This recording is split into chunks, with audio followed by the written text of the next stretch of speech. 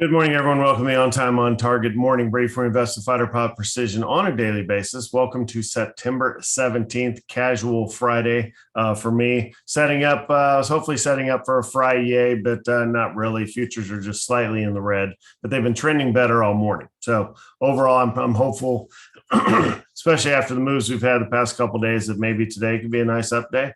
We shall see.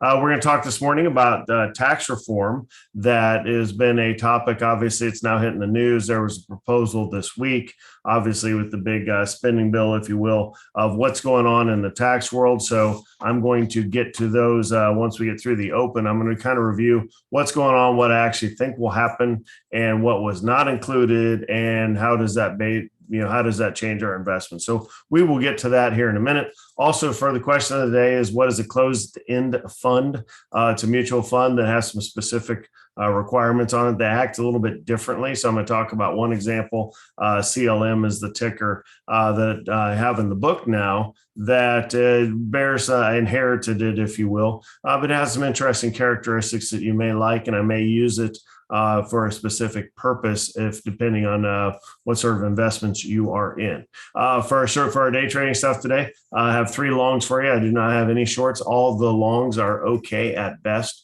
I'm looking at the charts right now, and we will see if we can get a trade out of that. Again, Friday mornings are a little bit tough to do so. If you're checking us out on replay, make sure you subscribe, hit the notifications bell. If you want to join us live, it's $25 to come on in the room. We've got a chat window, Q&A window for you to ask questions. And with that, let's go ahead and get started.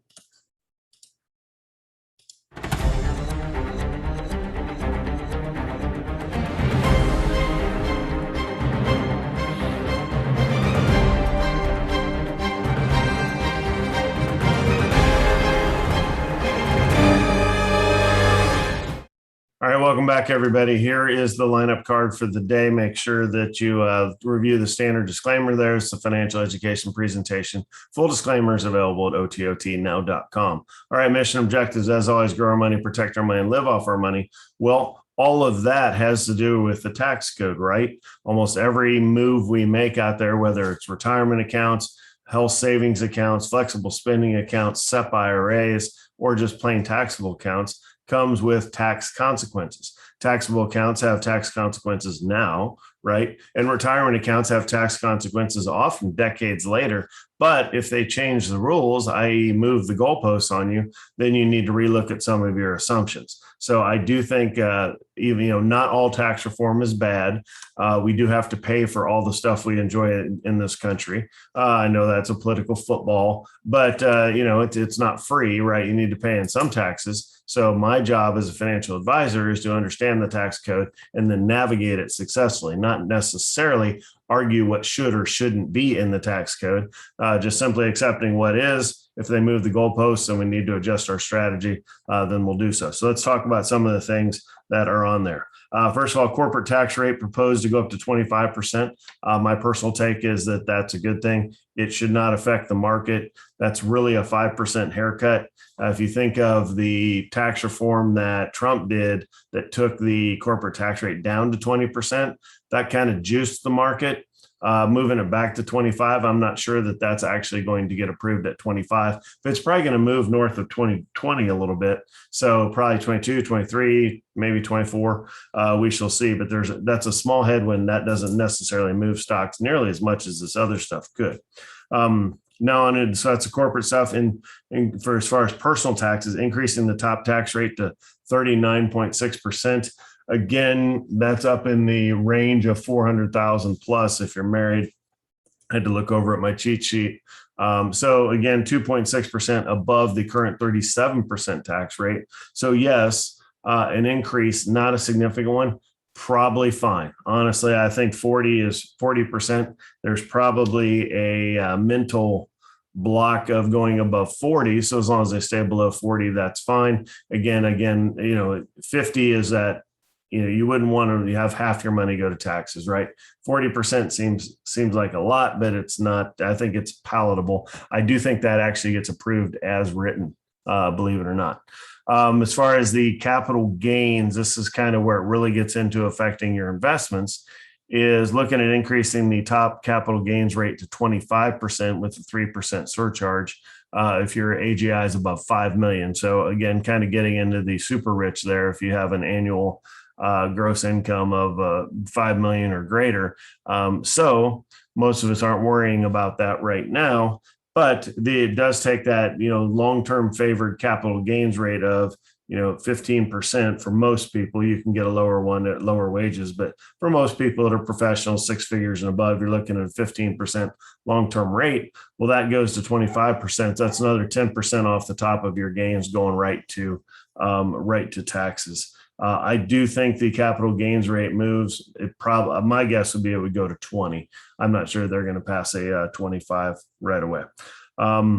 Curb large retirement savings accounts. I haven't heard a specific number, but it is interesting. If you remember when Mitt Romney was at Bain Capital for a long time before he ran for president, and he was, he had, I don't know, 80 million or something in his retirement account. And people are like, well, Mitt, if you can only put in 2,000 a year, and back in the day, and now it's 6,000 a year, or 7,000 if you're over 50, but you can put these small amounts in. It's just like, how in the world are you getting your retirement accounts this big? Well, you're allowed to use options in retirement accounts, and there's different ways to grow the heck out of it by taking a lot of risk. But overall, that's not really the intent, right? So I think that we probably will see a cap on, once your retirement account gets to a certain level, you can't add to it. And often it's called drop in the bucket mentality. It's the, if your retirement account's over $1 million, adding your 6,000 in a year is the right thing to do academically. But honestly, the account's moving more than that on a daily basis, right? So it's kind of that drop in the bucket, drop in the ocean sort of mentality there. So not a game changer as far as how we would execute. If we're allowed to contribute, we will. If we can't, then we can't. All right. One thing that is definitely coming under a look that shouldn't even exist is the Roth conversion.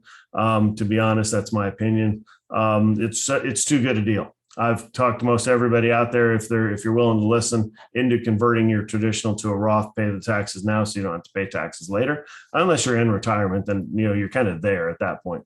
But if you're not to retirement yet, making that change is generally more beneficial for you. Again, we'll have to relook everybody's situation between now and the end of year if this gets passed and it gets retroactive to this year. Hopefully everything just takes place in 2022, and that we've got response time.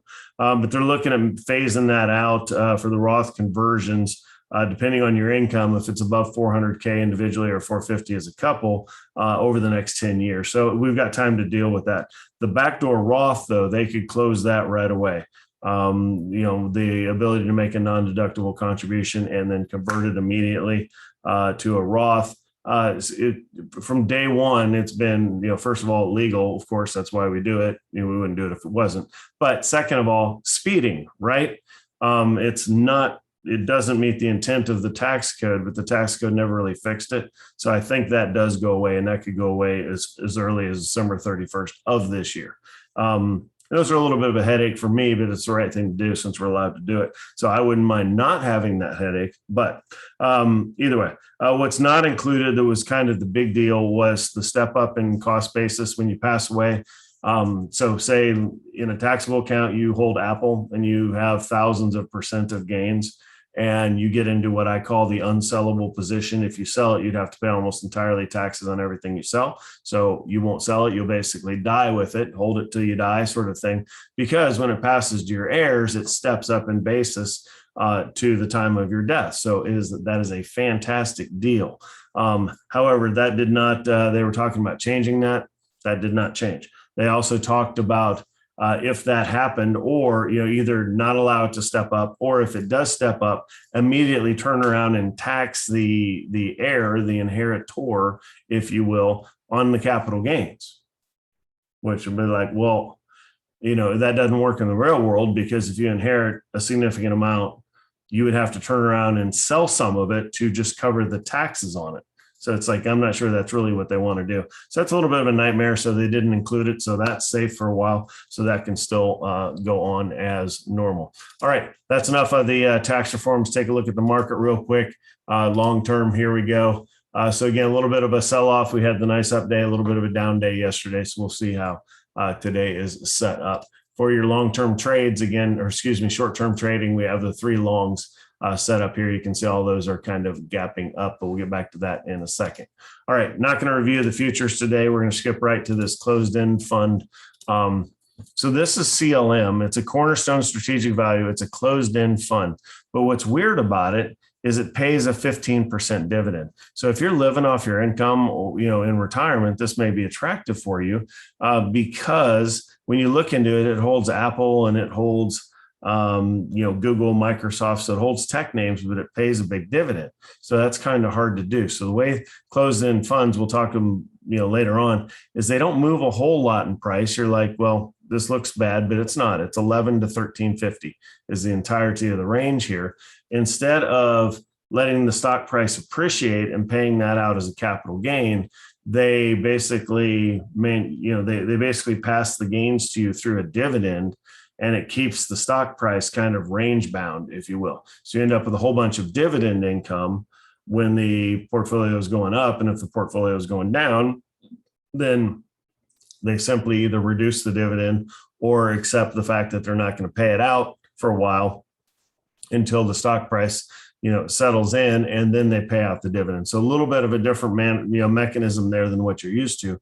But if you're looking to generate yield, it certainly gives you a nice big fat yield on pretty much a tech fund. So, all right, market's about to open. Let me switch off here for a second and we'll get set up for that.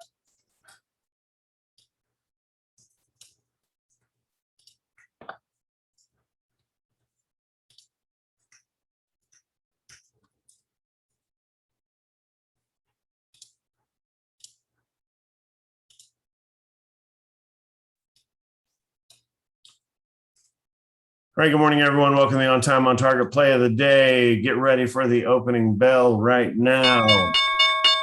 All right, nice and loud on a Friday morning. You see the market took a nosedive right there towards the opening bell. I'm looking over at CNBC. I don't really see what's causing that. They're talking about tax reform, but that's not exactly breaking news, right? It's been out for a couple of days now.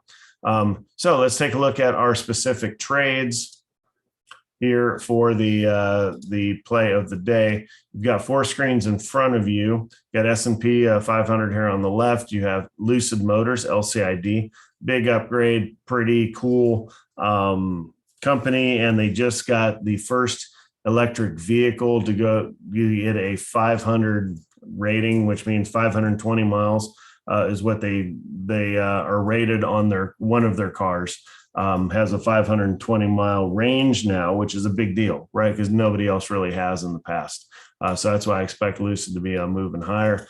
GRTS has a cancer treatment out. You can see it's a lower volume sort of thing, so you'd be careful there. And then AGen, I do not know the story on AGen, so we'll have to just keep an eye on it. All right, let's look at Lucid Motors here. 22.20 is the bottom of the day. We're looking at 20-cent stop. So in at 22, 20 cents above wherever this bottoms. I do think it's got the potential for a 3-hour move. That's only 60 cents. So 22.15. We'll see if it holds that. It did not. This is all good for turnaround taking it long. So 22.10. So 22.30 is our entry point. So 22.30 is what we're waiting on. So again, 20 cents is the R unit here. Just looking over at GRTS just popped up there pretty significantly. All right, 22.30 looks like it's about to hit. So again, going long on Lucid Motors LCID there. I saw it hit. So 22.10 is that entry point. Will give us the long arrow here so you don't get confused. Crooked arrow. We'll draw a different one. All right, and the bottom covering all the way down to 22.10, which is down here. So again, covering the low of the day in at 22.30. Can't talk today. One R is 22.50. Another R is going to be 22.70. We'll zoom out here. 22.70 is the second R, and then 22.90, which had almost touched pre-market a couple hours ago, will be our exit point. So again, we're in the Lucid trade long.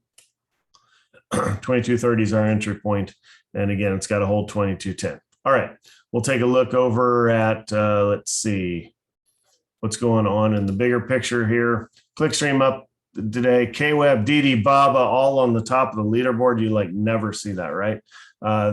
They've been a house of pain for sure. Nice to see a little bounce out of them today. All right, Disney, Neo's another Chinese name. Mind Medicine we talked about yesterday, up almost 1%.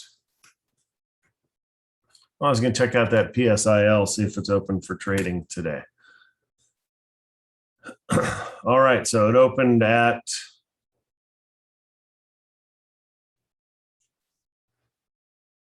looks like it opened yesterday.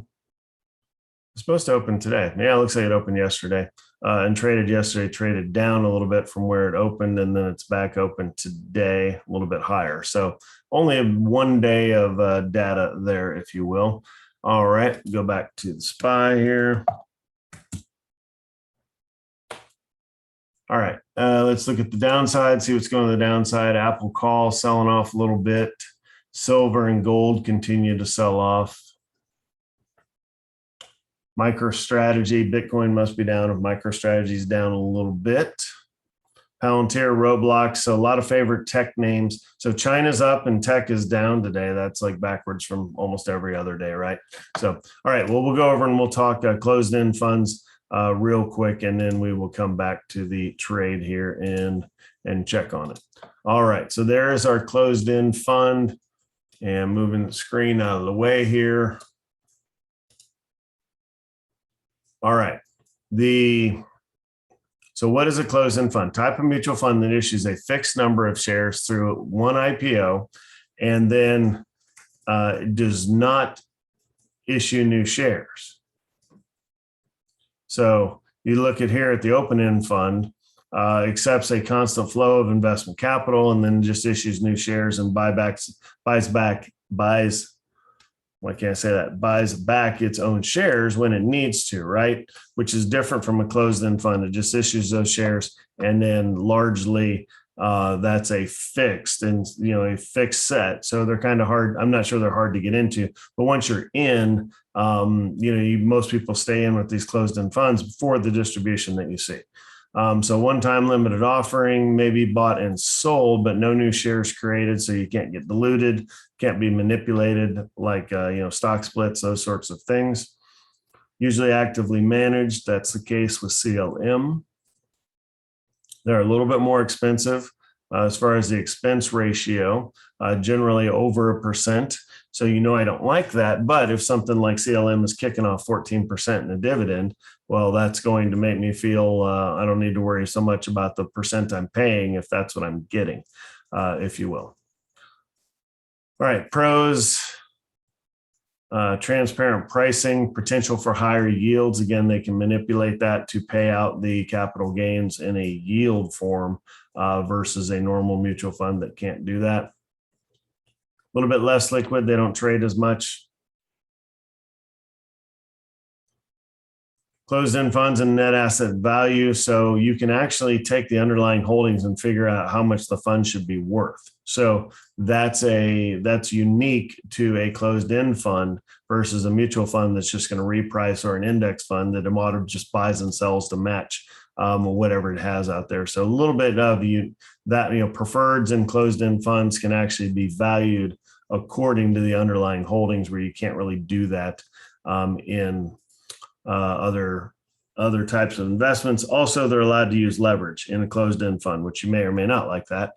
Generally, I stay away from levered funds, but it does allow them a little more leeway with how they manage things. Okay, that's it for closed-end funds. Again, I'm not really recommending them. I do like this one.